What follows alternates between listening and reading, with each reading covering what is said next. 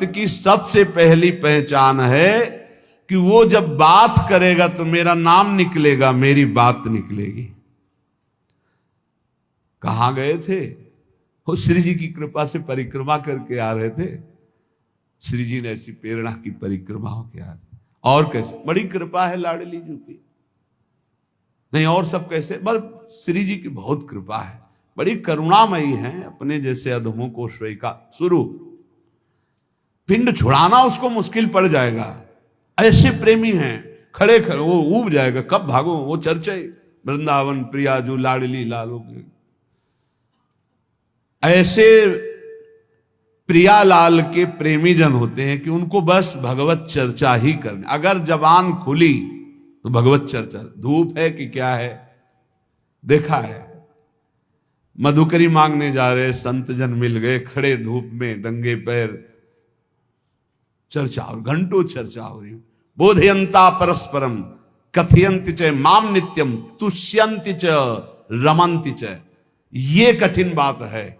चर्चा करते तो बहुत मिलते हैं, पर तुष्यंति च रमंति च, उसी में संतुष्ट होगा, आनंदित, उसी में रमण कर रहा है, उसे कोई चाह नहीं। भगवत चर्चा हुई मानो पेट भर गया। कितनी अहोभाग्य, 1 घंटा से भगवान की चर्चा हो रही, प्रियालाल की चर्चा हो रही। आगे कह रहे हरि को भजन, साधु की पहचान हर समय भजन परायण। कोई माला से जप रहा है, कोई बिना माला से जप रहा है। बिना माला से जपने वालों की पहचान होती है, वो गुरु प्रसाद से जागृत होती है। एक दृष्टि में पता चल जाएगा ये बहिर्मुख है या अंतर्मुख होकर नाम जप कर रहा है। जहां एक दृष्टि गई तो पता चल जाता है। अंतर्मुख का एक अलग होता है, वो एक कुछ अलग चेहरा हो, चाहे जितना वो छुपाना चाहे नहीं छुपा सकता। एक दृष्टि में पता चलता है नाम जापक है, अंतर से में नाम चल रहा है। और चाहे जितना दिखाना चाहे, मान लो ऐसे बाहर, तो अंतर में पता चल जाएगा ये केवल सामने की बात है, अंतर में इसके नहीं चल रहा है। दोनों बातें भजन करने वालों को अपने आप पता हो जाती है। उपासक, संत, भागवत, महाभागवत, इन सब की पहचान भजन से ही है। कल चर्चा जब विश्राम हो रही थी सुना था, आधे पल के लिए भी त्रिभुवन की राज्य लक्ष्मी देने पर जो अपने प्रभु का भजन नहीं छोड़ता, सुमिरन नहीं छोड़ता, वो महाभागवत है। तो हरि को भजन ये प्रधान बात है। मुंह खुले तो भगवत चर्चा और मुंह बंद तो नाम चल रहा है। राधा वल्लभ श्री हरिवंश, राधा वल्लभ श्री हरिवंश, या जो गुरु जी ने दिया हो, जो नाम प्रिय हो, राधा राधा, ये मान लो, बहुत आनंदित हो जाओगे। मान लो कुछ पैसा नहीं लगना हो, बहुत बड़े धनी हो जाओगे, बहुत बड़ा लाभ मिल जाएगा। ये सब पुण्य रुई का ढेर समझो, एक अपराध बन जाए सब भस्म हो जाएंगे। नाम सोना है, सोना जितना तपेगा उतना ही चमकेगा, नष्ट होने वाली नहीं, अविनाशी वस्तु है। कमा लो ये सोना। ये जो सोना है, सोना, ये सोना वास्तविक सोना, इसी सोना में सोवत पांव पसार। पूरी रात निकल जाए, जब नींद ना आवे, मंत्र चले, तब समझो। इसके लिए कभी सर्दी में कंबल नहीं ओढ़े गए, इसी बात के अभ्यास के लिए कभी कंबल नहीं। जो नीचे मार्किन पहने वही मार्किन उतार कर ऐसे पैर से फंसा के सर, पूरा शरीर कांप रहा है। मंत्राकार वृत्ति, पेट में अन्न नहीं, ऊपर वस्त्र नहीं, गंगा का किनारा, भीषण सर्दी, 1 मिनट नींद नहीं, मंत्राकार। 4 बजे गंगा में फिर खड़े हुए। ऐसे थोड़ी भागवती की वृत्ति बनाई जाती है। ऐसे लगा जाता है जैसे गरीब आदमी ओवर टाइम करके पैसा कमाता है, किसान आदमी रात दिन लगा रहता है। ऐसे कायर पुरुष थोड़ी भजनानंदी होते हैं। ये शरीर को बहुत दुलार करने वाले भजनानंदी नहीं होते। सच्ची मानिए, जितना सुख शरीर को दोगे उतना अध्यात्म सुख से हीन होते चले जाओगे। मारो इस प्रकृति जन्य की अधीनता को, तुमने जो स्वीकार कर रखी। हर प्रकृति का वार सीधे सो। यह प्रवचन नहीं करते, जीवन में जो जिए वो बता रहे हैं। किसी आश्रम में ठहरना नहीं, ऐसे आश्रम में ठहरना जहां जंगल किसी का जाना नहीं, ऐसे बहुत से आश्रम मिले। जीवन भर प्रकृति से लड़ना रहा है, तभी परमात्म चिंतन का एक तार भाव बनता है, जब सीधे प्रकृति का वारस है। यम ही न व्यथ्यंते ते पुरुषम पुरुषर सब। काशी के घाटों में जो तपन होती थी दिन भर धूप की, तो रात्रि के 2 बजे तक तपना ही होती थी, और 2 बजे उठ के नहा के विश्वनाथ जी जाना है। जीवन को एकदम प्रकृति से वार सहने वाला बना ले तो बहुत आनंद आता है। ये सुविधा नरक समझो, सच्ची मानिए आप। हरि भजन में दिखावा कभी नहीं होना चाहिए, नहीं तो सच्चाई का हरि भजन छूट जाएगा। भजन करने वाले उपासक को कभी कीर्ति की चाह मत रखना, ये हम प्रार्थना करते हैं। ये अंतिम वो खाई है जहां से गिरा करके भगवान से विमुख कर दिया जाता है। दिन है तो रात आएगी, रात है तो दिन आएगा, ऐसे देखना हम तुमसे कहते हैं। ये सब केवल बाहरी है। आंतरिक श्रद्धा अटूट होती है, बाहरी श्रद्धा में कोई दम नहीं होती। हम इन श्रद्धाओं की दम नहीं होती। इनको तो हर गली में खड़ी होना, जहां वाह वाह वहीं खड़े हो गए। श्रद्धा वो होती है अटूट, कि चाहे जैसी परिस्थिति हो, चाहे जैसी घटना हो, मैं आपका हूं तो सिर्फ आपका हूं। वो होंगे अंगुलियों में गिनने वाले, वो अंगुलियों में गिनने वाले होते हैं। इसलिए साधु की सेवा पहचान, स्वयं साधु होते हुए साधु की सेवा, और निरंतर हरिभजन, और सर्वभूत पर दया, समस्त जीवों पर दया का भाव। दया बिना साधु कसाई, पर ये भी दया करी तो आफत आई बड़ी। कैसे तुम्हें बताए, मतलब बहुत विचित्र गति। आध्यात्मिक आनंद की प्राप्ति के लिए बिल्कुल व्यवहार शून्य जीवन जो जिया गया, उसमें बिल्कुल विपरीत जीवन प्रभु ने किया है। हजारों लाखों की जो भीड़, ये जनसंख्या है भगवान, ये भीड़ भजन अगर निरंतर आपका अभ्यास है तो चल जाएगा, नहीं तो आम हो जाएगा कि मैं बहुत बड़ा हो गया हूं, जहां हुआ मैं बहुत बड़ा हुआ, वहीं से भक्ति का नाश हो जाएगा। ये सम्मानम कल्यात घोर गरलम नीचापमानम सुधाश्री राधा मुरलीधरो भज सके वृंदावन मात्यज। ए भाई, कभी भूलकर भगवान से यश मत मांग लेना कि हमारा भी नाम हो जाए। बहुत खतरा है इस नाम में, बहुत खतरा है। आपसे सबसे प्रार्थना करते हैं, यश की चाह मत रखना। उर्कछु प्रथम वासना रही, सो प्रभु पद सरित प्रीति सो बही। बहा दो वासना को। अगर कोई वासना रहेगी तो बहुतायत में मिलेगी, क्योंकि मेरा मालिक सबसे पहले अंदर की वासना की पूर्ति करता है। विभीषण जी के पहुंचने पर सबसे पहले लंकाधिपति का अभिषेक किया। इसलिए साधक अंदर की वासनाओं को देख लो। अगर कोई भी वासना तो हटा दो, नहीं मेरे स्वामी का स्वभाव है पहले तुम्हें वासना की चीज फेंकेंगे, ले, और जब घृणा हो जाएगी तब आगे बढ़ा देंगे।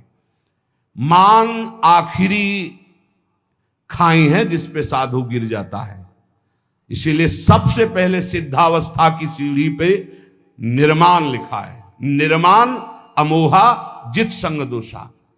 अपने में कोई गुणा अभिमान आकर के ये श्रेष्ठता का भाव हो जाना, मानो परमार्थ में पोछा लग जाना है।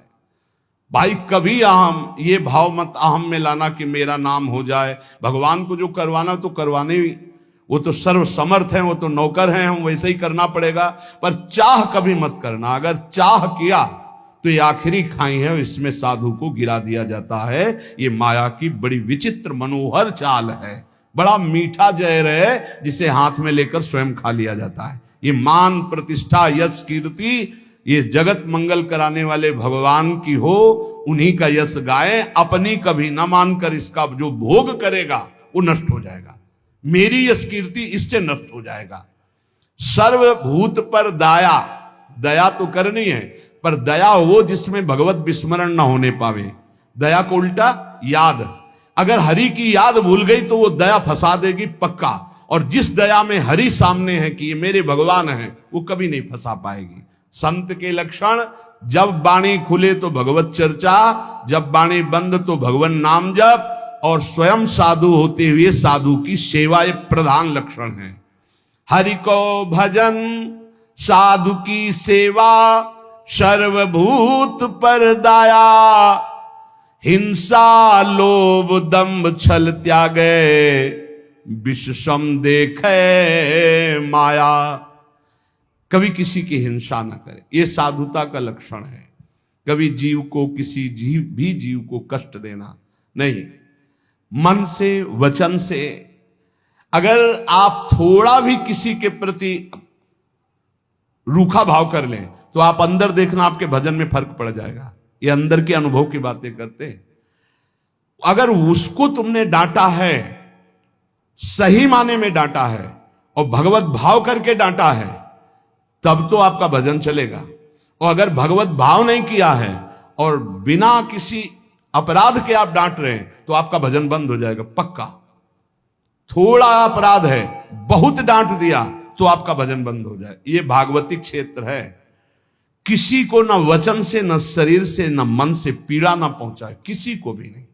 देखो, गुरु शिष्य एक व्यवहार का संबंध है, परमार्थ नहीं। आप ये मत समझना कि गुरु शिष्य परमार्थ का है।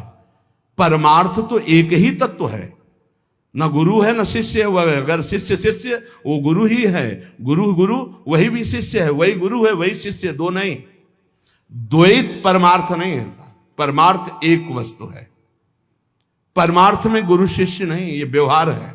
प्रणाम, नमस्कार, वंदन, ये सब व्यवहार के अंदर। परमार्थ में एक वासुदेव यहां जो विराजमान, वही यहां विराजमान है। उसी वासुदेव को देखकर वो स्वांग शिष्य का कर रहा है, तो आप स्वांग गुरु का कीजिए। बस स्वांग है, सत्य वस्तु एक ही है जो सर्वत्र विराजमान है। इसलिए किसी को भी वचन से, शरीर से या मन से पीड़ा ना पहुंचावे। लोभ, किसी भी तरह अर्थ का लोभ ना आने पावे। दंभ, कोई दिखावा, मान प्रतिष्ठा के लिए नाटकबाजी नहीं होना चाहिए। छल त्यागे। छल अंदर कुछ है, बाहर कुछ है, ऐसा ना करे। साधुता का मार्ग निर्मल है। संत सरल चित जगत हित जान स्वभाव सने। संतों का स्वभाव ये होता है जगत मंगल करना, सरल चित्त, छल कपट रहित रहना। और विषसम देखे माया।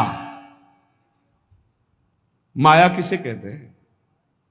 मैं मोर तय तोर, जहां तक इंद्रियां जा रही, जहां तक भोग विलासता के लिए मन जा रहा, सो सब माया जानो भाई। अपने माया में ही जी रहे हैं, माया में ही रह रहे हैं, माया के ही शरीर में है। इसे भगवत समर्पित करके माया की वस्तुएं भगवत प्रसाद करके पाओ। माया की वस्तुएं भगवत समर्पित करके प्रसादी पहनो, बच जाओगे। अगर स्वयं भोक्ता बनोगे अमनिया के, तो फिर माया फंसा लेगी। अमनिया ठाकुर जी को प्रसादी आपकी, बच जाओगे। ये सिद्धांत है बचने का। एक भी वस्त्र बिना ठाकुर जी को अर्पित किए मत पहनना। एक बूंद पानी बिना अर्पित किए मत पीना। एक भी अन्न का टुकड़ा बिना अर्पित किए न जाए तो आप देख लेना, माया मुक्त हो जाओगे। सहनशील साधु कौन? जो सह जाए, अंदर की बात और बाहर की भी बात। बाहर कोई गाली दे दे, अपमान कर दे, निंदा कर दे, सह जाए। अंदर की बात, काम आ रहा है, क्रोध आ रहा है, लोभ आ रहा है, मोह आ रहा है, चुपचाप सह जाए। इनके सहने से भगवान की प्रसन्नता होती है। इनके सहने से भगवत भक्ति बहुत जोर की बढ़ती। सहत सहत बाढ़े भगत गिरे तन गुरु हित गान।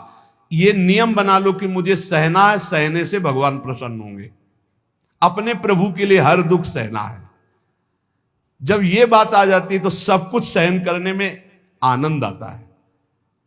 भला कष्ट सहने में कहीं आनंद आता है? लेकिन आनंद आता है अपने प्यारे के लिए कष्ट सहने में आनंद आता है। सहनशील,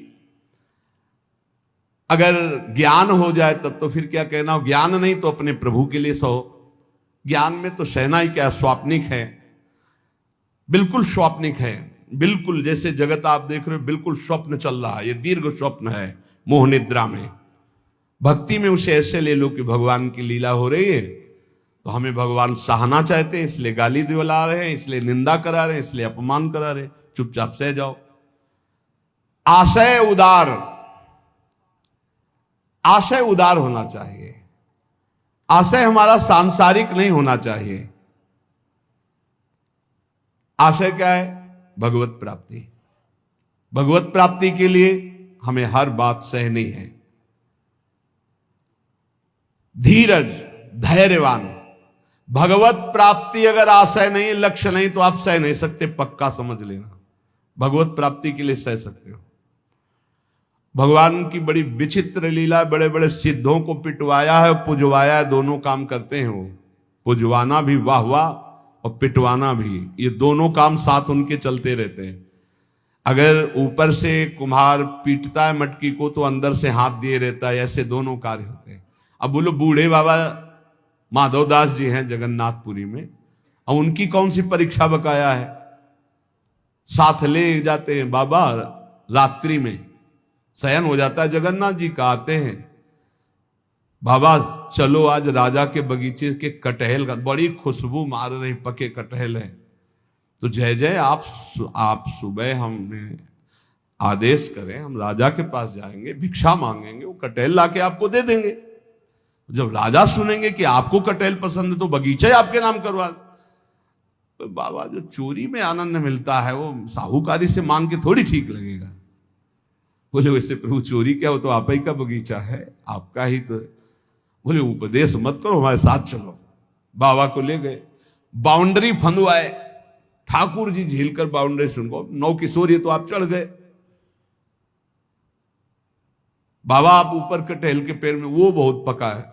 बोले अनीति मत करो जय जय, आप 9 किशोर आप चढ़ो, हम नीचे हैं। बाबा तुम चढ़ो, हम नीचे से बताते रहे। जो एक कटहल एक तोड़कर पका फेंका, उसने कहा वाह वाह बाबा बहुत। अरे बोले जय जय इतनी जोर से वाह वाह कह रहे हो कि चौकीदार सब जान जाएंगे, पिटवाओगे आप हमें।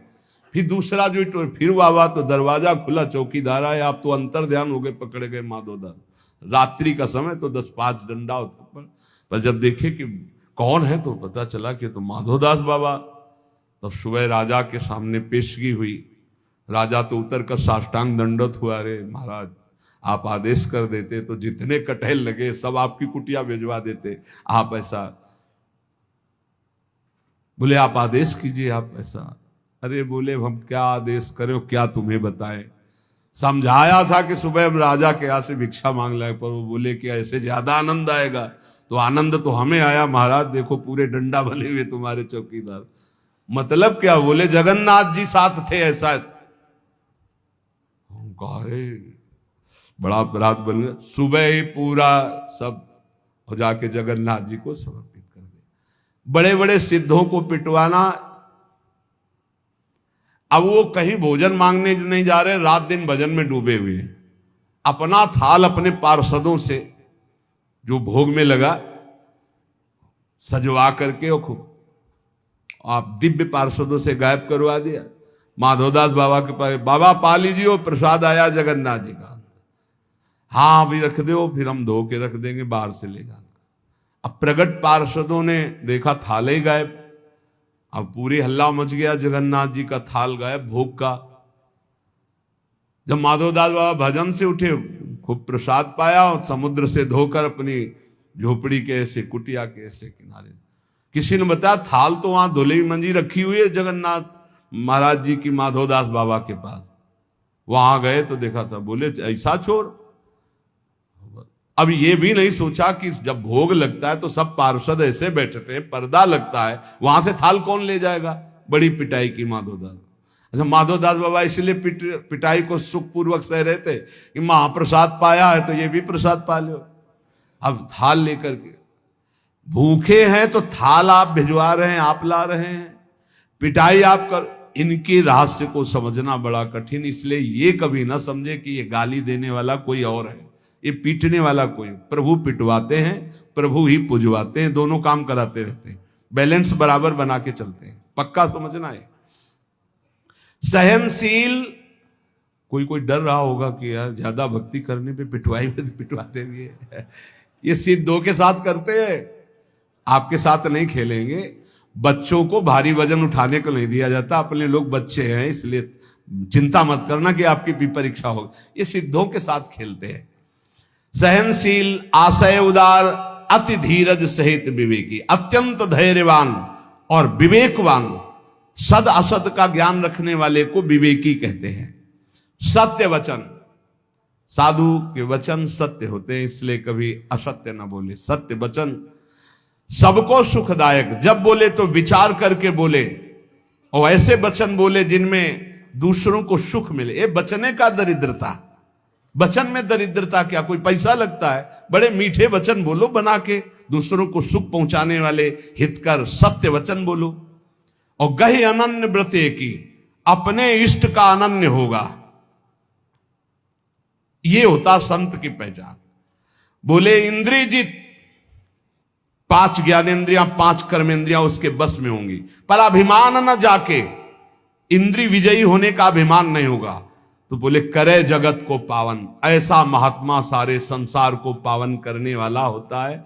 भगवत रसिक तासु की संगति, तीनों ताप न सावन, ऐसे संतों की संगति तीनों ताप, दैहिक दैविक भौतिक सब तापों का नाश करने वाला होता है। तो श्रीपाद कहते हैं कि वृंदावन में यदि ऐसे रसिकों का संग मिल गया तो आप ये जान पाओगे कि वृंदावन में जो कूकर शूकर जीव जंतु हैं सब भजनानंदी परम हंस हैं, महापुरुष हैं। वृंदावन मनु विंदाम्य हम अपि देहम स्व सुकरादि नाम। इसलिए मैं भी ये इच्छा करता हूं कि मेरा शरीर अगर छूटे और प्रियालाल ना मिले तो मैं सुअर कुत्ता वृंदावन का बनूं, बाहर ना बनूं। और ये यहां का सिद्धांत है, यहां जिसका शरीर छूटता है उसे बाहर नहीं भेजा जाता। कीड़ा मकोड़ा पशु पंछी जो भी बनेगा वो यहीं का बनेगा। मेरा जन्म वृंदावन में ही हो, किंतु अन्य जगह देव शिरोमणि दुर्लभ शरीर मुझे ना मिले। मुझे वृंदावन में सूकर कुकर आदमी बन, क्योंकि यहां कभी रसिकों की जूठन मिलेगी, प्रियालाल के गुण गाने वाले रसिकों के दर्शन होंगे, प्रियालाल का यश सुनने को मिलेगा, और जब इसी रज में शरीर छूटेगा तो प्रियालाल की प्राप्ति हो जाएगी। संत वचन, महापुरुषों ने जगत मंगल के लिए उपदेश किए हैं। ये जो पीछे आपने सुना होगा यम नियम धारण करना चाहिए, अगर यम नियम धारण करता है तो उसमें बड़ी दिव्यता आती है। यम नियम आसन प्राणायाम प्रत्याहार धारणा ध्यान समाधि यो अष्टांगानि, योग के ये 8 अंग हैं, 8 अंग हैं। यम नियम आसन प्राणायाम प्रत्याहार धारणा ध्यान और समाधि, ये अष्टांग योग कहलाता है। पर यम नियम हर उपासक के जीवन में होना चाहिए, चाहे जिस मार्ग का हो। ये यम नियम सब संप्रदाय सब उपासकों के जीवन में होते हैं। क्या यम? ये 5 होते हैं। अहिंसा सत्य आस्तेय ब्रह्मचर्य अपरिग्रहा यमाह, ये यम। किसी की हिंसा न करना, सत्य आचरण, सत्य भाषण, सत्य विचार, किसी की चोरी न करना, सदैव ब्रह्मचर्य का पालन या गृहस्थ में उचित ब्रह्मचर्य का पालन, और अपरिग्रह, किसी से भी दान न लेना, ये यम है। अगर यम का पालन किया जाए, अपरिग्रह स्थैर्य जन्म कथंत संबोधा, अगर किसी से जिंदगी भर कोई दान ना ले, यम का और नियम का पालन करे, तो उसे कई जन्मों की स्मृति प्राप्त हो जाएगी। जैसे इसमें ब्रह्मचर्य, अपरिग्रह, आस्ते, चोरी ना करना, सत्य बोलना, किसी की हिंसा न करना, ये 5 यम हैं। इनमें अपरिग्रह, जो इन 4 यमों का पालन करते हुए 5वां अपरिग्रह, कभी किसी का दान न ले, आकाश वृत्ति से प्राप्त हुई भिक्षा या माधुकरी वृत्ति से प्राप्त हुई भिक्षा को कभी दान नहीं कहते। जो किसी से हाथ फैला के लिया जाता है उसे दान कहते हैं।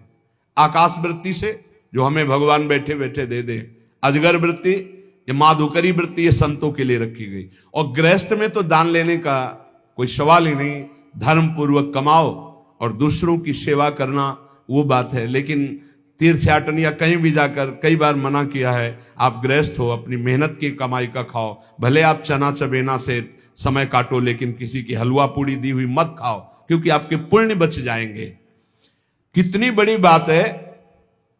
यही यम का पालन कर रहे थे भीष्म पितामह जी। ब्रह्मचर्य, सत्यवादी और अहिंसा। अहिंसा का तात्पर्य बहुत सूक्ष्म होता है। जो धर्म विरुद्ध आचरण करने वालों को धर्म युक्त दंड देता है वो हिंसा नहीं मानी जाती। अहिंसा का मतलब यही नहीं कि केवल अधर्मी पुरुष है, पापाचरण कर रहा है, आपका राजकीय पद में अधिकार है कि उसको दंडित किया जाए और आप उसे कि मैं तो अहिंसा व्रती छोड़ दिया, अब हिंसा हो गई, क्योंकि वो हजारों को अधर्म करके दुख देगा, वो तुम्हें पाप लगेगा। तुम अधिकार प्राप्त हो राजकीय विधान से, उसको दंडित करो, उसको शासन में लो। अधिक पापी है तो उसको न्याय के द्वारा ऐसे कब्जे में रखा जाए जिससे वो अपराध ना कर पावे। तो कहीं कहीं हिंसा भी अहिंसा हो जाती है, हिंसा भी अहिंसा हो जाती है। जैसे हम पीछे सुनाया था वो लकड़ी हरी उजाले का, पूरे 4 को मारा तो पूरा गांव बच गया, तो वो अहिंसा हो गई, वो पुण्य हो गया।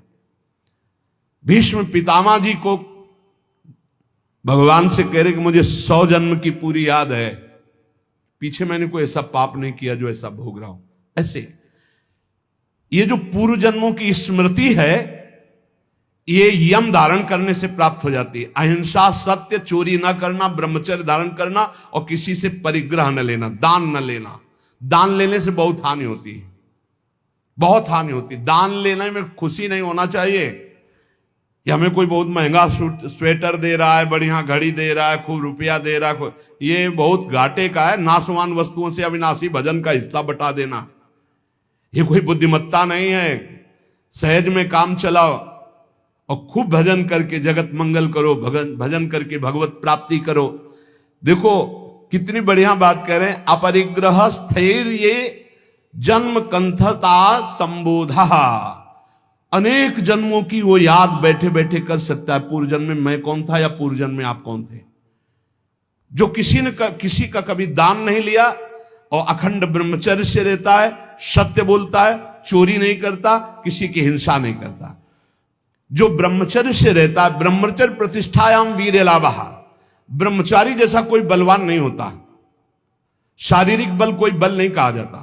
ब्रह्मचर्य में सामर्थ होती संकल्प बल की, जाओ ऐसा फिर वैसे ही होगा।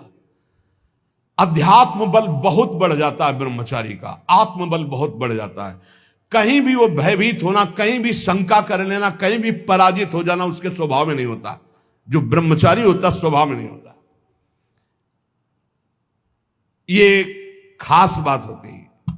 भगवान परशुराम जी के पास जब अंबा जी गई, अंबा जो काशी नरेश की 3 राजकुमारियों में एक सी थी, उन्होंने कहा कि मैं आपसे सहायता चाहती हूं भृगुवर, मैं आपकी शरण में हूं, शरणागत की रक्षा करनी चाहिए। बोले पहले तो तुम्हारा स्त्री स्वरूप है, वैसे ही अधिकार बनता है रक्षा का। दूसरा तुम शरण में हो, बोलो कौन त्रिभुवन में ऐसा है जो तुमको कष्ट दे रहा है। बोले पहले वचन दो कि मैं उसको मारूंगा। बोले निश्चित परास्त करूंगा उसको। बोलो कौन है? तो कहा आपके प्रिय शिष्य भीष्म। एक बार तो परशुराम जी की भीष्म के द्वारा ऐसा कैसे अपराध बन गया, क्या हुआ, पूरी घटना सुनाई। तो उन्होंने कहा वैसे तो उन्होंने ऐलान किया था कि मैं हस्तिनापुर नरेश के लिए इन राजकुमारियों का अपहरण कर रहा हूं। उन्होंने ये तो नहीं कहा था कि मैं अपने लिए, उसी समय तुम्हें बोल देना था कि मैं साल्व से प्रेम करती हूं, तुम्हारी त्रुटि रही। तो उनका भगवान मैं समझ रही थी कि आपके शिष्य आप पक्ष लेंगे। बोले बिल्कुल पक्ष नहीं लूंगा, तुम शरणागत हो, तुम्हारे लिए मैं मेरी आज्ञा का पालन करेगा। अखंड ब्रह्मचारी भीष्म जी और अखंड ब्रह्मचारी भगवान परशुराम जी, दोनों सत्य पे हैं, दोनों महान हैं, पर एक गुरु है एक शिष्य है। पर एक इच्छा का अनुमोदन कराने के लिए अपनी द्वेष वृत्ति का भगवान परशुराम जी का आश्रय लिया, इसलिए परशुराम जी कमजोर हैं।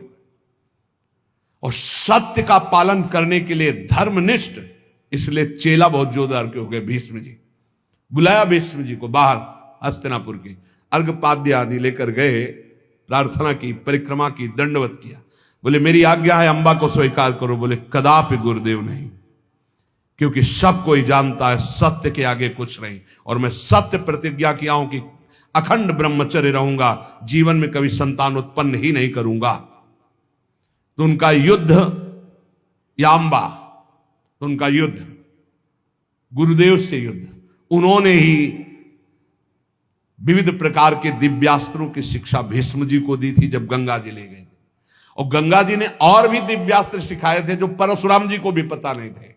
ऐसे थे, रोज युद्ध होता, पहले जाते, परिक्रमा करते, साष्टांग दंडवत करते हो, कहते आशीर्वाद दीजिए विजयी भव का।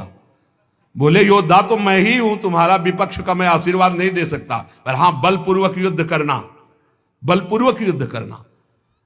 आखिरी युद्ध जितना भयानक हुआ कि गंगा जी, अष्टवसु सब जागृत हो गए, उपस्थित हो गए। भीष्म जी ने एक अस्त्र ऐसा चढ़ाया था जो परशुराम जी के पास काट नहीं थी, निश्चित परशुराम जी का वध हो जाता।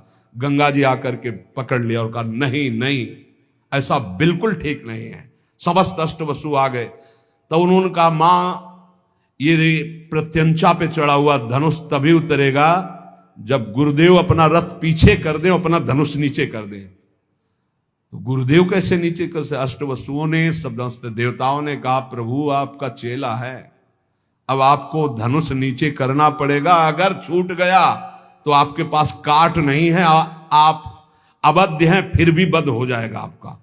भीष्म जी के बाण तभी धनुष से उतरे जब वो रथ पीछे हटा, धनुष नीचे किया, कूद गए, परिक्रमा की और गुरुदेव बोले जा विजयी भव, कहते विजयी हुआ। तो सत्य, ब्रह्मचर्य, अहिंसा, अपरिग्रह बहुत बड़ी ताकत है। ब्रह्मचर्य में बहुत बड़ा बल है, उसको आज हमारी समाज समझ नहीं पा रही। यम नियम के बिना जीवन बिल्कुल पशुवत जीवन है। यहां कह रहे हैं ब्रह्मचर्य प्रतिष्ठायाम वीर लाभा, महान बल, जो चाहो आप कर सकते हो संकल्प के द्वारा। जो आपको दिव्यता किसी में दिखाई देगी वो ब्रह्मचर्य की होगी। भीषण कष्ट को भी सहने की सामर्थ्य, सर्दी गर्मी, मान अपमान, दुख सुख, लाभहान और सत्यवाद, संकल्प बिल्कुल सिद्ध होने लगता है। जिसका ब्रह्मचर्य पवित्र होता, जो संकल्प करेगा, और संकल्प नहीं करेगा तो ब्रह्मचर्य अध्यात्म की ऊंचाई में बैठाकर उसे मुक्त कर देगा। अस्ते प्रतिष्ठायाम सर्वरत्नोपस्थानम, जिसने कभी किसी की चोरी नहीं की, जीवन में छल नहीं किया, तो इसी जन्म में उसके पास दिव्य धन, दिव्य रत्न आदि एकत्रित होने लगेंगे, पक्का। विविध प्रकार के स्वर्णाभूषण, विविध प्रकार की भोग सामग्रियां, ऐसा संयोग बनेगा। कभी चोरी नहीं की, जो इन यम नियमों को धारण करता है। एक एक का बहुत बड़ा प्रभाव है। अस्तेय प्रतिष्ठायाम सर्वरत्नोपस्थानम, अपने आप आकर के संपूर्ण रत्न, स्वर्ण आदि संपत्ति उसके पास एकत्र, जो कभी जीवन में चोरी नहीं किया, जो ब्रह्मचारी है, जो अहिंसा परायण है, और जो अपरिग्रह, कभी किसी से दान नहीं लिया। वैसे भी लिखा हुआ है कि जो धर्मात्मा पुरुष धर्म से यम नियम के द्वारा चलता है, तो जैसे समुद्र में बिना बुलाए हुए सारी नदियां जाती है, ऐसे चारों तरफ से संपत्ति उसको घेरने लगती है, सुख सुविधा उसको घेरने लगती है, जो धर्म पूर्वक चलता है। सत्य प्रतिष्ठायाम क्रियाफलान आश्रयत्वम, जो सत्य बोलता है, सत्य विचार वाला है, सत्य आचरण वाला है, तो सारे फल उसका आश्रय ले लेते हैं। हर क्रिया का फल वो जो चाहे, जैसे चाहे, जो बोलेगा, जो सोचेगा वही हो जाएगा। ऐसा है। एक इतना बड़ा बालक है, हंसी मजाक में सर्प डाला था, कोई गुस्सा होके नहीं डाला था परीक्षित जी ने, कि पता नहीं समाधि में है या ढोंग कर रहे हैं समाधि का, ऐसे डाला और चले गए। कुछ बच्चों ने जाकर बताया, श्रृंगी ऋषि तुम्हारे पिता के गले में चक्रवर्ती सम्राट महाराज परीक्षित मरा हुआ सर्प डाल दिए। उनका ऐसी असभ्यता, इतने बड़े बालक हैं अभी, ऐसी असभ्यता, चक्रवर्ती सम्राट होता हुआ भी इन महापुरुषों की महिमा को नहीं जानता, ऐसी असभ्यता। ये समझता है यही दंड धारण करता है, देख मैं ब्रह्म ऋषि बालक हूं, इसको दंड देता हूं, आज के 7वें दिन तक्षक सर्प इसे काटेगा और मरेगा। इतने बड़े बालक हैं। जबान से निकली हुई हर बात, जब उनके पिता शुद्धि में आए, सांप हटा के से दौड़ के आके श्रृंगी ऋषि लिपट गए। उनका रोने की क्या जरूरत है, मरा हुआ ही सर्प तो था।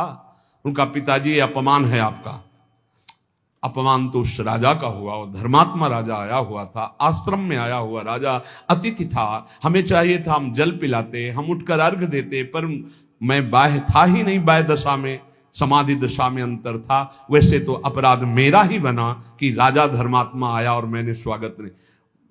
बोले प्रभु हमने तो उसको दंड दे दिया। क्या? 7 दिन में तक्षक डसेगा। इतने बड़े धर्मात्मा राजा को ऐसा साप, मतलब पिता की भी सामर्थ्य नहीं कि उसे नष्ट कर सके। बोले शाप तो अमोघ है तेरा, क्योंकि तू ब्रह्म ऋषि बालक है।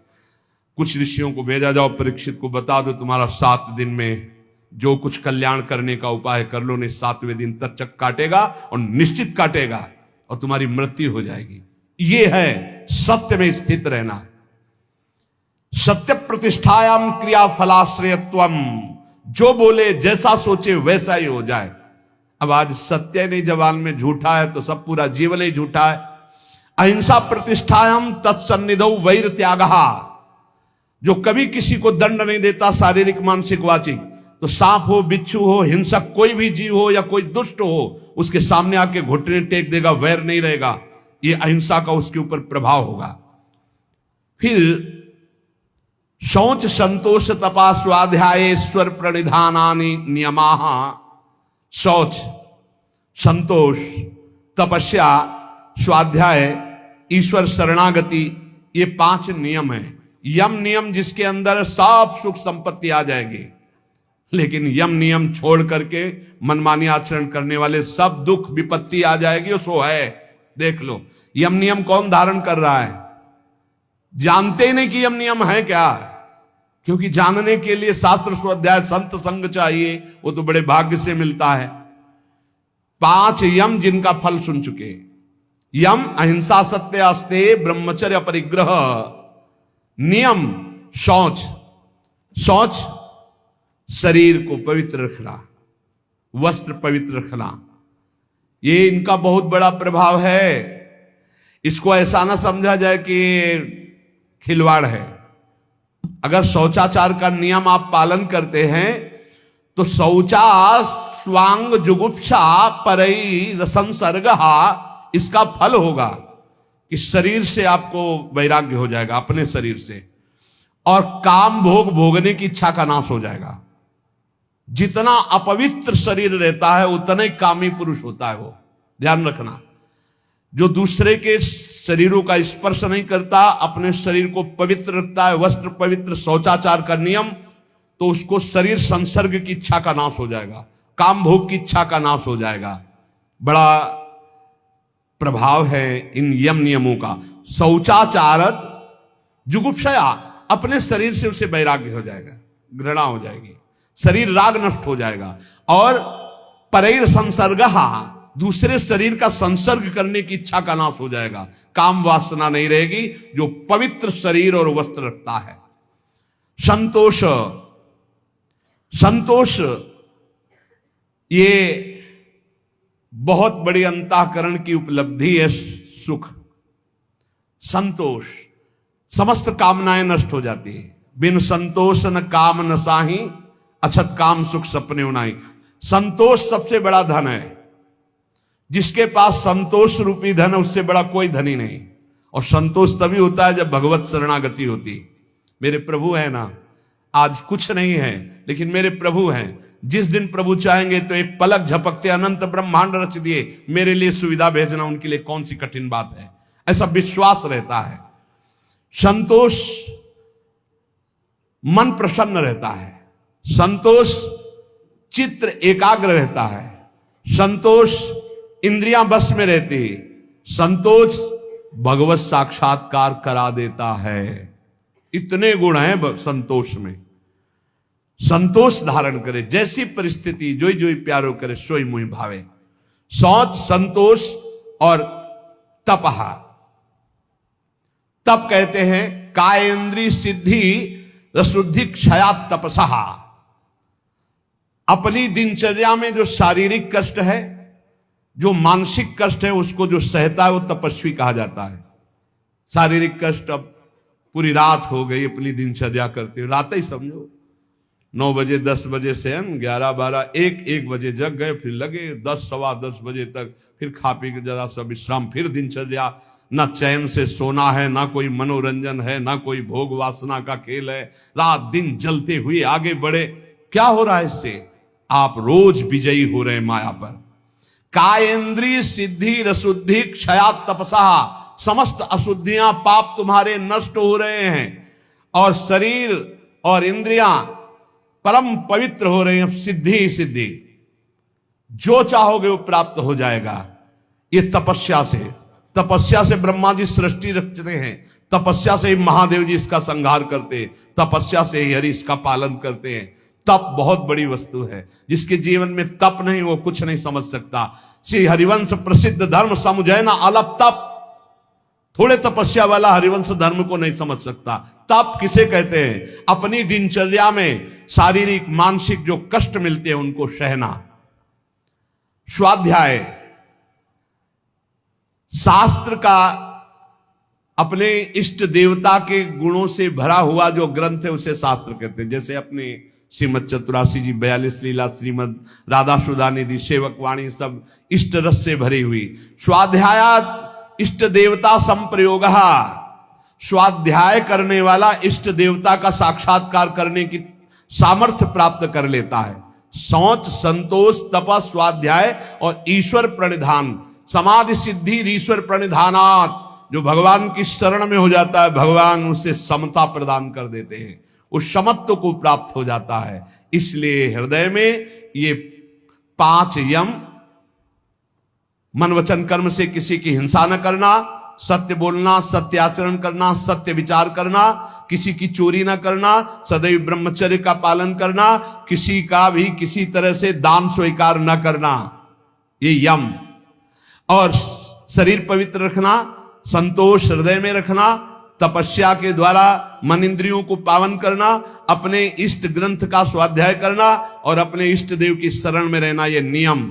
यम नियम का जो पालन करता है वो सब भरपूर हो जाता है। लौकिक पारलौकिक समस्त सिद्धियां उसे प्राप्त हो जाती है। इसलिए यम नियम का पालन करते हुए निरंतर नाम जप करते, जितनी श्वासें हैं अब अपने को पवित्र कर लो। अब हमारा समय